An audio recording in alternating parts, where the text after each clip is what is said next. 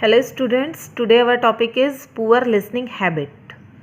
देखिए, इसमें हम पढ़ते हैं पुअर लिसनिंग। ये नाम से ही अपने आप क्लैरिफाई है कि लिसन मने मीनिंग सुनना, और सुनने की जो हैबिट है उसमें हमारी जो कमियां हैं, जब हम सुनना नहीं चाहते, ये हमारा टॉपिक है कि लिसनिंग हैबिट्स कैसी है, poor.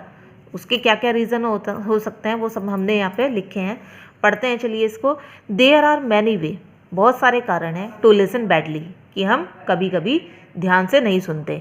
Sometimes affected by the listener, और ये कभी जो अफेक्ट होता है यानी कि जो प्रभावित करता है लिसनर को, and sometimes by the environment, और कभी कभी परिस्थितियों के कारण भी ऐसा होता है। Poor listening is common. Poor listening यानी कि ध्यान से ना सुनना, ये कॉमन होता है, लेकिन कभी कभी हम ऐसा करते भी हैं। Here are describing the following list as poor listening habit। यहाँ पे मैं कुछ पॉइंट्स दे रही हूँ।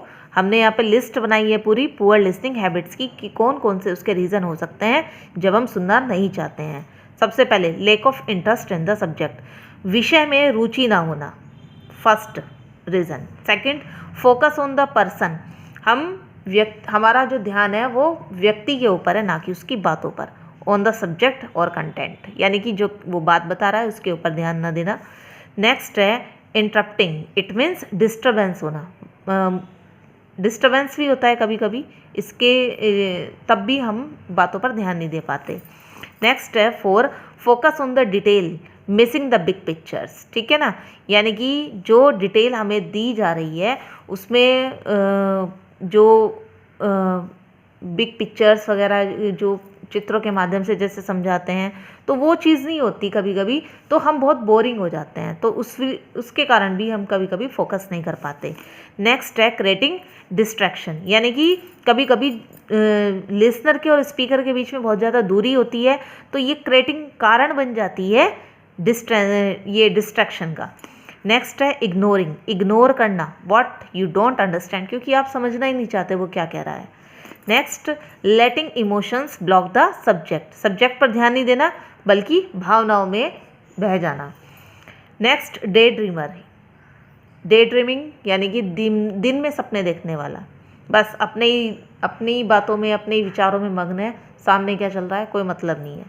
फेकिंग अटेंशन, ठीक है ना, मतलब ये शो करना कि हम ध्यान दे रहे हैं लेकिन उसके दिमाग जो है वो कहीं और ही चल रहा है, तो फेक अटेंशन करना।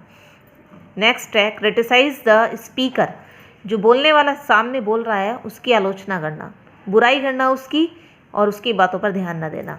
लिसनिंग ओनली फॉर फैक्ट, केवल मेन बातों को सुनना, जो वो अंदर बात बता रहा है उसको अनसुना करना। जनरल इग्नोरेंस, हमारी अपनी कभी कभी नॉर्मली सामान्य मूर्खतापूर्ण भी हम ऐसा करते हैं।